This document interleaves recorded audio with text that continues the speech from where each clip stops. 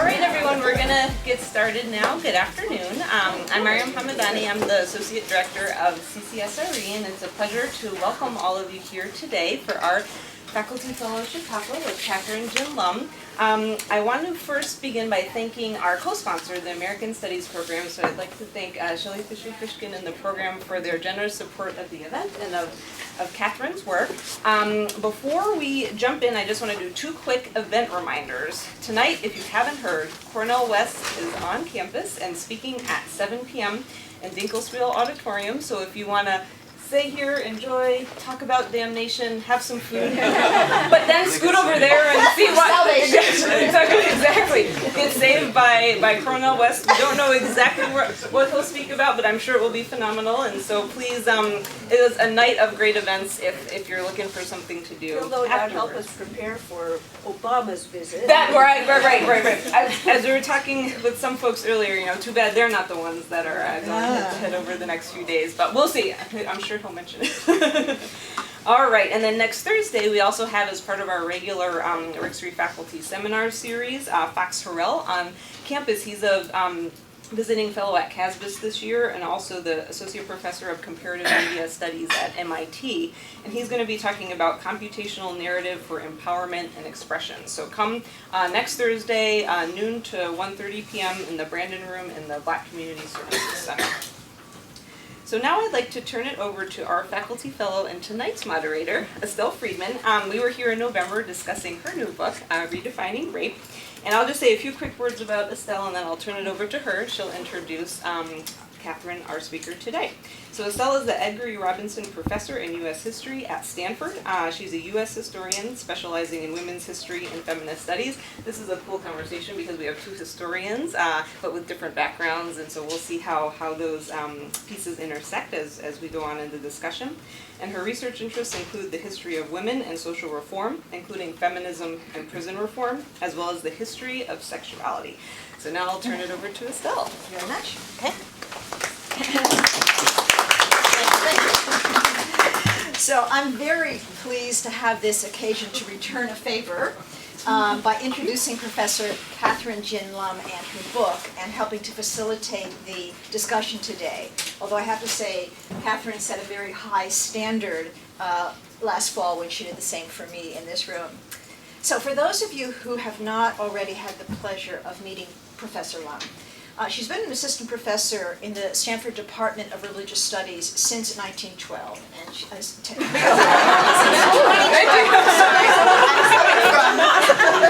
coming from a history seminar where that was important. In any case, since 2012, she's affiliated with CSRE, with American Studies, with Asian American Studies, and she has been an ethics faculty fellow and an Annenberg faculty fellow at Stanford, and is now a CSRE faculty fellow. Now, some of you in the room know me already, and you probably know that I'm not usually the Stanford booster type. But I have to admit, when I learned a little bit about Catherine's past, I took great pride in knowing that she is one of our own. She received her BA in history from Stanford in 2004 with honors and distinction, as well as the honor of being selected as the student speaker at history commencement. Several of her undergraduate essays won prizes at Stanford, as did her history honors thesis, and I believe her very first publications were in the History Department Student Journal, Herodotus, and the Journal of the Stanford Historical Society. Well, the accolades continued in her graduate career at Yale, where in 2011 her dissertation won the Edwin Small Prize for Outstanding Work in American History. Before returning to Stanford, Catherine made a slight detour in New Jersey, serving for several years as an assistant professor of religion at Princeton. And now, once again, she is one of our own. Damned Nation, Hell in America, From the Revolution to Reconstruction, published last year by Oxford University Press, is, as many of you now know, a pleasure to read and a feast for thought. So my task is to set the stage for her talk today and raise some questions both before and after her comments. And I want to explain at the outset that I came to my reading of damnation from two positions, one personal and one intellectual. Personally, I was not raised in a hell-fearing religion. Indeed, I didn't have much exposure to Christianity until I took a religion course late in my college career.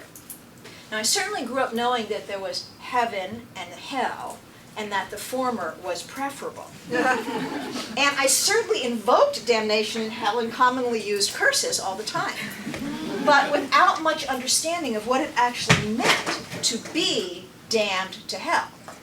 They just didn't teach that in Hebrew school. Intellectually, becoming an American historian required me to understand Christian thought, particularly the Puritan mind and the Puritan dilemma. The terror felt by sinners in the hands of an angry God during the First Great Awakening became almost palpable to me. But my interest lay in the 19th and 20th centuries, and I was drawn to reform movements in which the revised millennial impulses of the Second Great Awakening seemed to unleash a quest to achieve heaven on earth, inspiring reformers to decry intemperance, immorality, and slavery. It was heaven, not hell, that seemed most salient to me, perhaps because that view also seemed more personally familiar. One might strive for virtue, or to seek to heal the world, without the fear of hell. Reading Damnation quite effectively threw those views into doubt. I learned that in ignoring the concept of hell in antebellum America, I had been following the path of enlightenment thinkers. But Catherine Lum shows that rather than being displaced by longings for heaven, the fear of being damned intensified in the New Republic. The book elegantly reveals how deeply both clergy and their followers feared not simply death, but also eternal damnation. And I love some of the gems of evidence in this book. One of my favorites on this point is the ministerial guides that taught clergy, in their words of the time, quote, how best to deliver the threat of hell, close quote. But this book goes much further than an intellectual exercise in theological continuity. For one, it makes the argument that the new American Republic needed hell more than ever, given the role of individual virtue in the success of the democratic experiment. In addition, Professor Lum moves from individual to national salvation, unpacking the title of the book, Damned Nation, to dissect the national mission of saving the souls of others, the heathens abroad and the heathens among us, for example, in order to achieve salvation for the American people and the American nation. And then she further complicates the subject by exploring dissenting opinions among Mormons and Native Americans and spiritualists, teasing out ideologies of race hierarchy in the process. And as her chapter on slavery brilliantly explains, abolitionists had no monopoly on invoking hell to scare their opponents into repenting. For those very opponents, the slaveholding and slavery defending Southerners argued in the same damned terms. Professor Lum does more, of course. She maps hell. She concludes with an argument about the role of Civil War deaths in reframing the discourse on heaven and hell. And she includes a lovely epilogue on the staying power of damnation.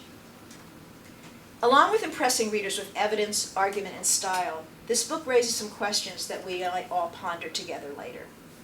About the risks of arguments based on American exceptionalism, about the difficulty of detecting emotions such as fear from formal and sometimes formulaic documents such as sermons or even letters, about how effective hell-fearing abolitionists were in ending slavery, which is one of her arguments for the power of hell talk, and whether hell served the oppressed as much as it served the oppressors. But before we decide which of these and other questions to pursue, let's hear Professor Catherine Lum's version of this story.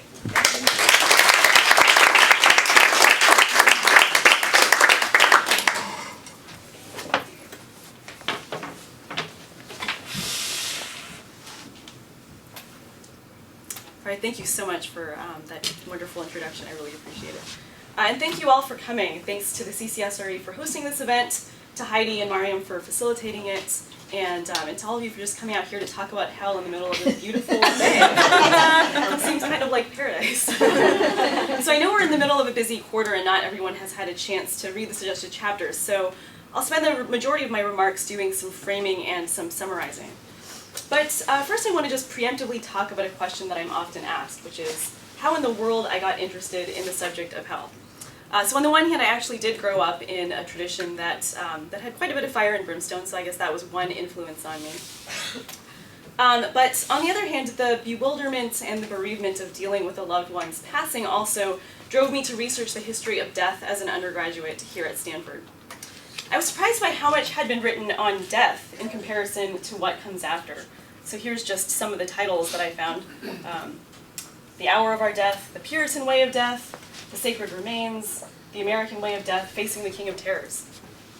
But the more I read, the more I found that I was less interested in the moment of death and more interested in people's ideas about what came after and how those ideas informed the ways that they lived in the here and now.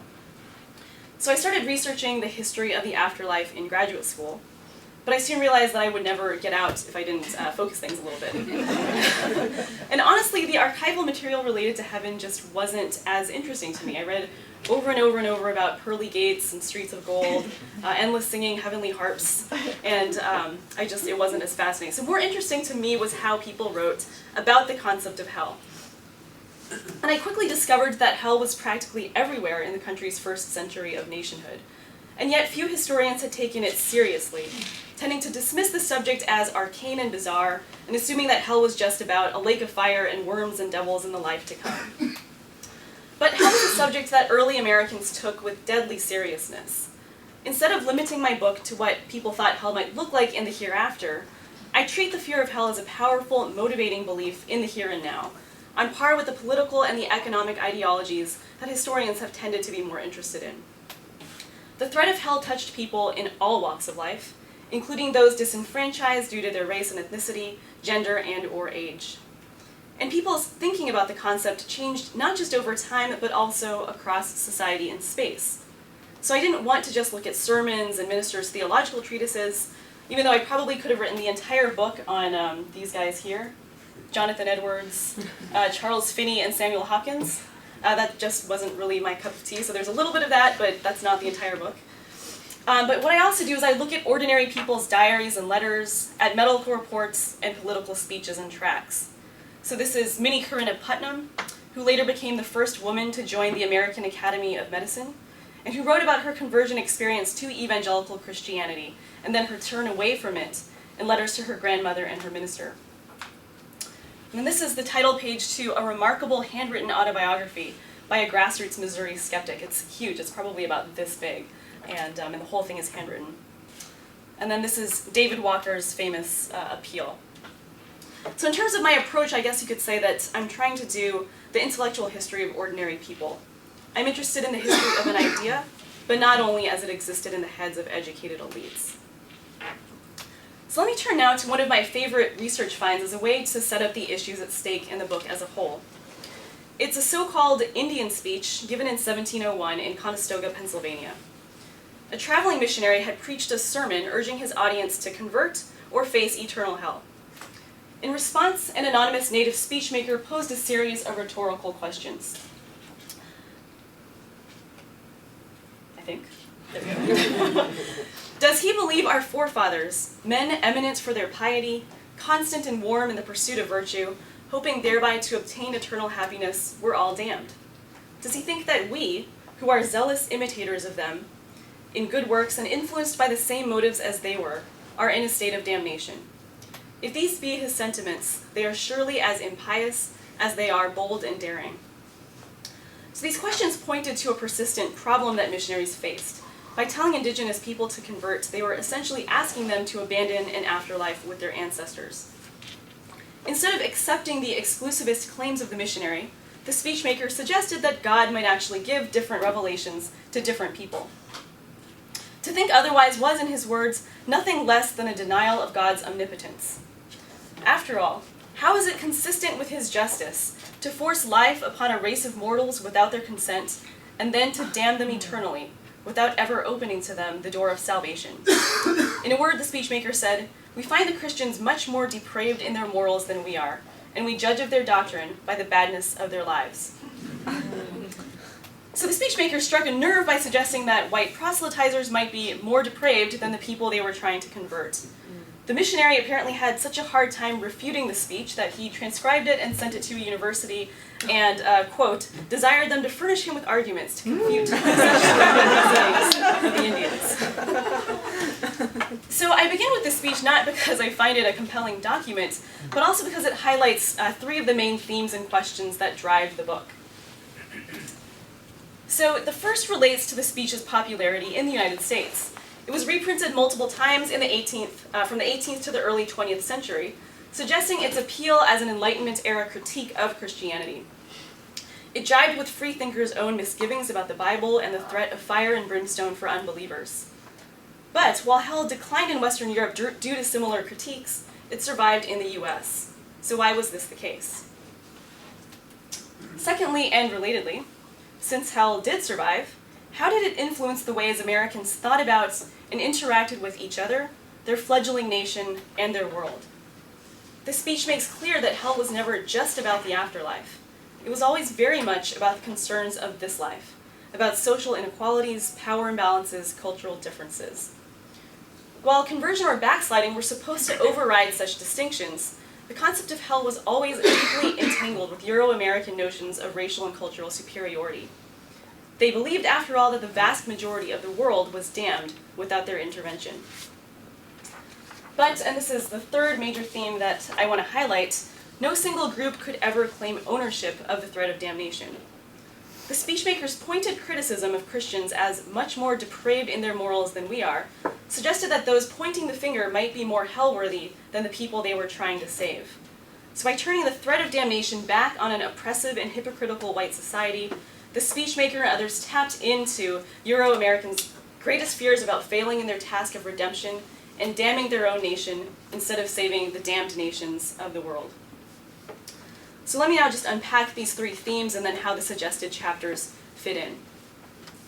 So to the question of why hell survives in America, there's a socio-political reason, which is that in the aftermath of the revolution, evangelical ministers argued that hell was necessary to ensure the success of the US as a Republican experiment.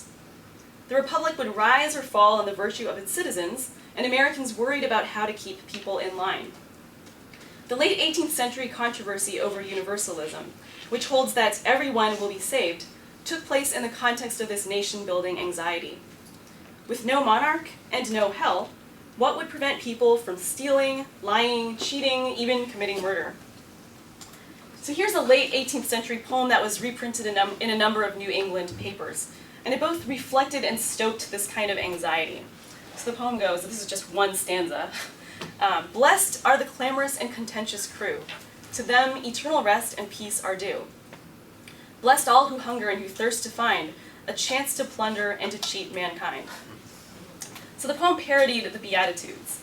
Getting rid of hell, it argued, would wreak havoc and disorder on society. So it was a powerful argument, and it was one that evangelicals effectively used to combat the threat of universalism. So that's the subject of the first chapter of my book, and I'm not going to spend more time on it right now, but I'm happy to talk about it later if you have questions. So another reason for hell's survival has to do with its effectiveness for gaining converts after disestablishment. The separation of church and state in the early republic did not create an equal playing field among the different religious groups competing for followers. The groups that deployed the threat of hell had a weapons advantage, so to speak. So the second chapter of the book, which was one of the suggested readings, gives a taste for how this weapon worked. And as Estelle commented, ministers were explicitly trained in the effective use of hellfire rhetoric, which they deployed in pulpits and in print. So since the population was rapidly expanding and highly mobile, quickly and cheaply printed tracts helped them to get the word to places far and wide that they could not otherwise reach. But print was not enough. Ministers also told lay believers that they shared responsibility to save their family and their friends, and that if they failed to do so, they shared in their blame. So here's a choice quote from a 19th century newspaper. "Have you then a father or mother, or brother or sister, or husband or wife, or child or friend, you tenderly love, who has not been born again, who does not believe? How often, believer, do you, with an aching heart, plainly warn them of their tremendous danger, by telling them that they every moment, yes, every moment, asleep or awake, are most certainly exposed to the unutterable horrors of eternal damnation in the fiery lake, where the despairing sufferer, though crying in intense agony for one drop of water to cool his parched and scorching tongue, cries and cries in vain." So I read stuff like this over and over in graduate school. It was interesting. So with entreaties like these, the threat of hell went viral in the early Republic. No one was exempt. Ministers told parents that they were responsible for saving their children and for ensuring the piety of their partners. Children were warned to convert ASAP in case they should, quote, suddenly be called to die, as many children are every day. And those who had already converted were called upon to think about the poor heathen to the west and overseas. So in his 1849 Tales for Little Readers About the Heathen, John Scudder told little boys to ask yourselves whether it may not be your duty, after you grow up, to become ministers and go and preach the gospel to the heathen. Scudder tugged on children's moral heartstrings by warning them that it is a charity which has no foundation to suppose that the heathen can go to heaven. So this leads to the second theme that I raised earlier, how hell's survival colored Americans' perception of themselves and the world that they lived in. And I use the word colored very deliberately here, because antebellum Americans literally color-coded the world according to who was saved and who was not. So here's what I mean by that, and this is the sole reason actually why I have the PowerPoint. I initially was just going to have this one picture. So this is a map of the world from the frontispiece of A Manual of Missions by John Cameron Lowrie, who was the corresponding secretary of the Presbyterian Board of Commissioners for Foreign Missions in the mid-19th century. So it's on pages 65 to 66 of the book, but I couldn't get it printed in color. I kind of hoped that they would put this on the front cover of the book, but they chose a more dramatic image instead. So this is a carefully drawn map with close attention to detail. You'll notice that latitude and longitude are marked and major cities are named. But the colors indicate that there's something going on besides an attempt at accurate cartography. According to the map's key, which is hard to see here, Protestantism is colored blue, Catholicism is red. The Greek church is a peachy orange, Mohammedanism is yellow, and decayed Christian churches are green. But by far the greatest areas of the map are gray for heathenism. So what's important about this map is that it doesn't just show the locations of different religious traditions as a matter of neutral fact. It shows them to incite action. Antebellum American evangelicals thought that the only safe zones on the map were the areas colored blue. That's a very small proportion of the world. So this map really dramatizes what was at stake when evangelicals believed that they had to save the world. Now the choice of gray for heathendom was hardly arbitrary. It suggested that heathenness was a cultural void that would eventually be colored in by one of the other major religious traditions. But if regions as diverse as parts of Asia, Australia, Africa, and parts of the Americas were gray, what united them as heathen? What constituted heathenness? A missionary to the Chinese, William Spear, wrote that we apply the term to all the races of man who are without the Bible, to those who are wanderers from the way of life. They see the dim light of nature and of their traditions from the patriarchal age. They hear the still, small voice of natural conscience, but they are without the clear light of the revelation we enjoy. So in other words, heathen was supposed to be a historical term connected to an ancient divergence of races, according to those chosen to receive the gospel revelation and those not. In explaining which nations God had chosen first, missionaries like Spear melded popular racial hierarchies with religious rankings, conflating true Protestantism with God's chosen white Americans and heathenness with non-white foreigners. To antebellum missionaries, the Anglo-Saxon race had received the revelation before the world's heathen, which made them as a whole superior. Because the heathen had the dim light of nature and natural conscience, though, they were still responsible for their eternal fates and doomed to damnation without the intervention of believers. So the term carried with it a moral and a paternalistic imperative to save them from themselves. But of course, the so-called heathen could resist conversion. So in an 1836 volume on The Heathen Nations, or Duty of the Present Generation to Evangelize the World, missionaries in Hawaii blamed a series of heathen attributes for their lack of success in Christianizing the islands so far. All right, so the first in this list, they suggested, was difficult to express. For want of better terms, we call it apathy, listlessness, imbecility of mind, torpitude of intellect, vacuity of thought, inability to reason, and the like. Second was a destitution of ideas and a consequent destitution of words on the subject of true religion and pure morality.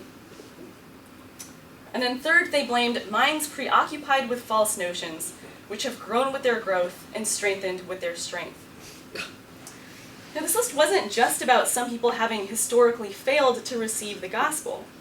It made religious and racial difference interchangeable by framing false notions not as individual choices, but as inherited qualities of mind, perpetuated by generations of stunted and vacuous heathens in the dark regions of the world.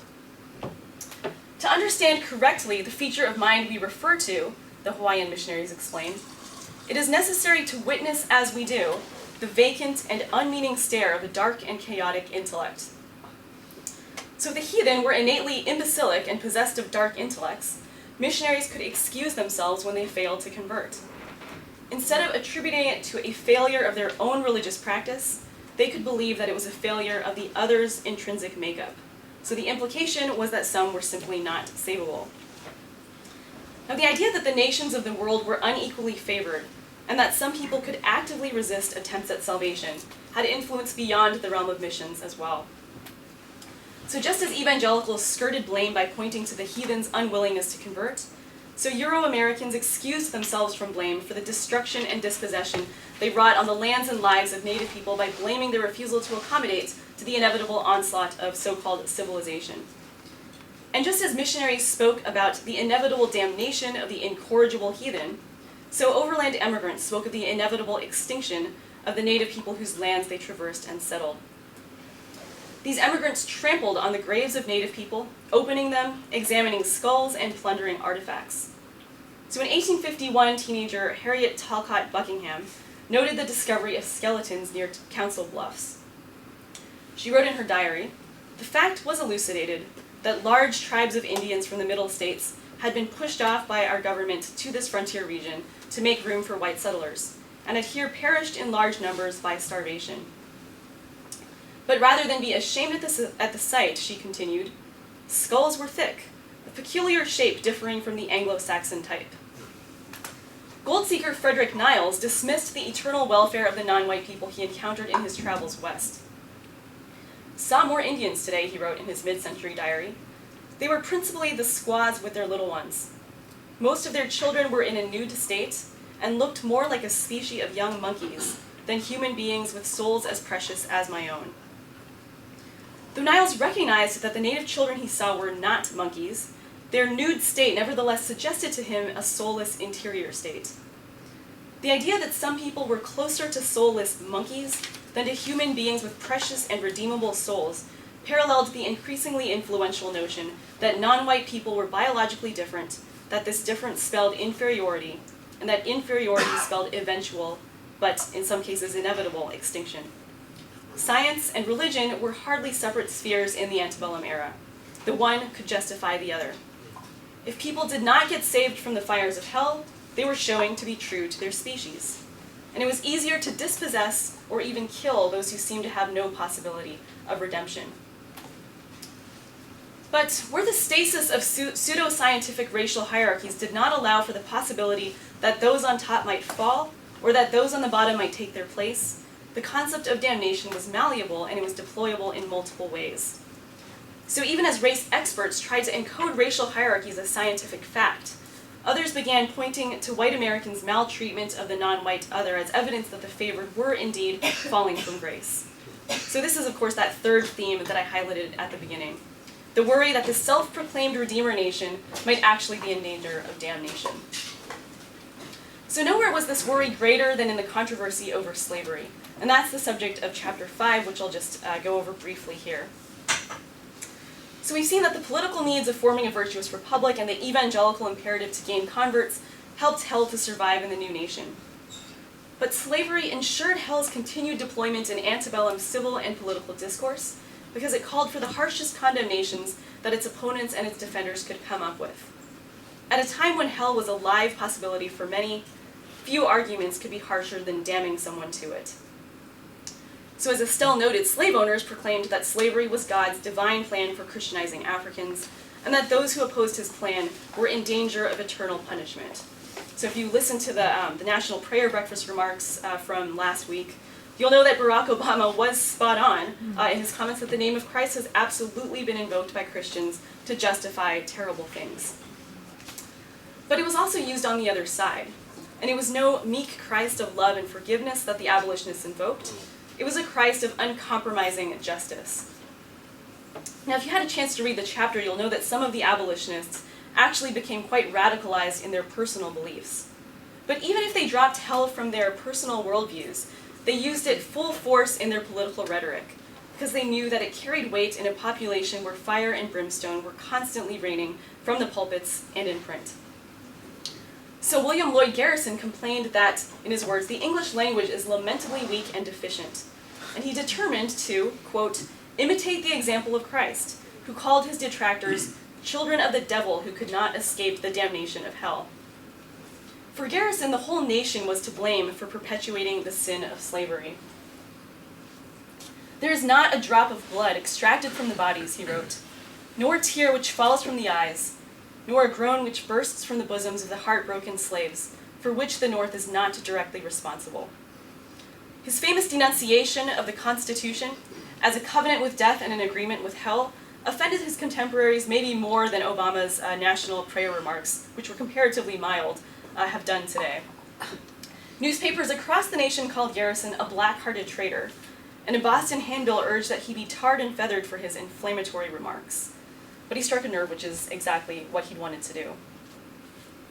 David Walker also struck a nerve in his appeal to the colored citizens of the world.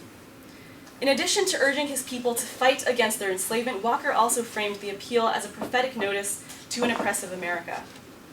Perhaps they will laugh at or make light of this, but I tell you, Americans, he wrote, that unless you speedily alter your course, you and your country are gone. And I love all the exclamation points here. For God Almighty will tear up the very face of the earth. Mariah Stewart likewise warned white Americans that God would soon restore her people. "O America, America, foul and indelible is thy stain," she said. "Dark and dismal is the cloud that hangs over thee for thy cruel wrongs and injuries to the fallen sons of Africa. Thou art almost become drunken with the blood of her slain." So she continued then with a vision of what was to come. "O ye great and mighty men of America, ye rich and powerful ones, many of you will call for the rocks and mountains to fall upon you, and to hide you from the wrath of the Lamb, and from him that sitteth upon the throne, whilst many of the sable-skinned Africans you now despise will shine in the kingdom of heaven as the stars forever and ever." Stewart used the Bible to argue for ironic reversal, the victory of the weak over the mighty, and to highlight the salvation of her people and the ultimate judgment of the nation. The language of violence, judgment, and individual and national guilt also suffused Reverend Amos Phelps's lectures on slavery. "Slaveholding, then, is in all cases a sin," he wrote. "In all the circumstances of its existence, the mark of guilt is upon it. Deep, crimson, blood-stained guilt. That individual who practices it is a guilty individual. That nation which does so is a guilty nation. And sooner or later, if they repent not, the God to whom vengeance belongeth and who claims it as his prerogative to repay will repay. He will visit for this thing. Yea, his soul will be avenged on such a nation." So the argument that the nation as a whole might be damned for the sin of slavery drew its power from the evangelical appeal to the responsibility of the saved to redeem the damned at peril to their own souls. The guilty nation deserved God's wrath because those citizens who should have known better were complicit by being complacent. Instead of saving their fellows by telling them that they were committing a deadly sin, they sat on their hands and they benefited from the profits of slave labor. So all were guilty, and all would pay at the bar of a righteous God. So these radical uses of the concept of hell to critique the nation complicate the prevailing scholarly view of the concept as arcane, bizarre, and fundamentally conservative. Hell could indeed be all of those things.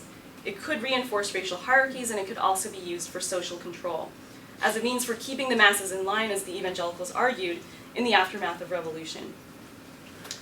But the threat of hell could also be used as a wake-up call to startle the complacent from their self-satisfaction. It could stand for ultimate justice, for a final righting of wrongs in a nation where the deepest wrongs often passed for what's right. At a time when the legal system was more invested in treating African Americans as property than as people, the prospect that everyone would face a higher tribunal than the nation's highest courts could be deeply satisfying. To believe in this prospect wasn't to just sit around and wait for the final judgment. It was to vehemently urge others to reform themselves and their world, or else. So hell talk has all but disappeared from those advocating for similarly radical causes today. A majority of Americans continue to believe in hell and the devil. This is a recent poll that I found from 2013. I think it's about 58% continue to believe in hell and the devil. But because this number is lower than belief in God, heaven, and angels, so belief in God is 74%, heaven and angels 68%, so it's about 10 percentage points lower. Many like to think that hell is on the outs, or at least that it's only confined to a shrinking but vocal subset of the population. Right-wing fundamentalists, whose penchant for telling people that they'll be damned seems only to be surpassed by their claim that American sins are to blame for the country's misfortunes, from 9/11 to Hurricane Katrina. Liberal Christians, meanwhile, seem to be shying away from hell. So in his controversial 2010 book, Love Wins, a book about heaven, hell, and the fate of every person who ever lived, it's a wonderful subtitle, former megachurch minister Rob Bell promised that when your God is love, then you are free from guilt and fear and the terrifying, haunting, ominous voice that whispers over your shoulder, "You're not doing enough." The voice that insists that God is, in the end, a slave driver. So how ironic that a concept that once could be used to condemn slavery in the past here becomes such an atrocity that to believe in it is to enslave yourself to a slave-driving God.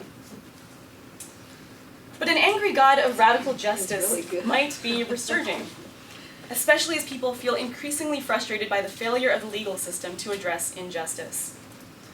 So in a post-Ferguson context that some have compared to the Jim Crow era, this might not be that surprising. In the wake of the grand jury's failure to indict Officer Daniel Pantaleo in Eric Garner's death, Russell Moore, president of the Ethics and Liberty Commission of the conservative Southern Baptist Church, actually denounced the racism underlying the way African Americans are treated by both the church and the justice system. He said, "The sword of justice is to be wielded against evildoers. We have to acknowledge that something is wrong with the system at this point, and that something has to be done." And Christina Cleveland, associate professor of reconciliation studies at Bethel University, had this to say: "Make no mistake, our God is a God of justice. The young black men who launch Molotov cocktails at the police are misappropriating God's justice by taking it into their own hands. But the rage they feel is the rage that God feels towards injustice. In a sense, they are imaging forth God's justice to an unjust world." So one need not think of hell as a literal burning pit, open only to vast heathenish swaths of the world, to call on the moral urgency that the concept could evoke. As the abolitionists knew the underlying idea that wrongs need to be and will be radically righted, that punishing fire might come to a world on fire, could still be a powerful way to fight the hellishness of unjust life on earth.